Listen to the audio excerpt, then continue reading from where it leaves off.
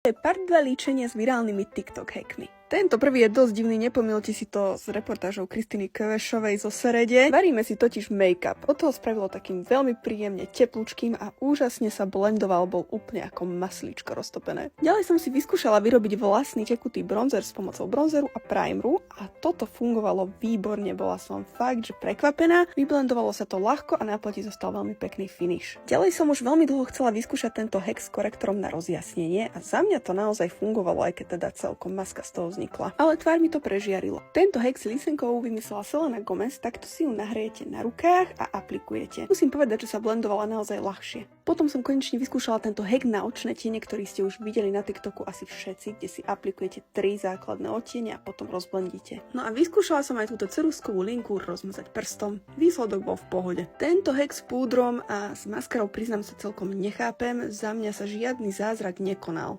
Za to tento posledný hack bol 100 bodový. Potrebujete nejaký červený lipstain, ja som použila Fenty Beauty a potom si ho takto otlačíte na vreckovku, kým nebude transfer free a nakoniec použite olej na pery pre taký super juicy efekt. A toto je môj finálny look, dajte vedieť, či sa vám páči a či by ste vyskúšali alebo či už ste vyskúšali niektorý z týchto hackov.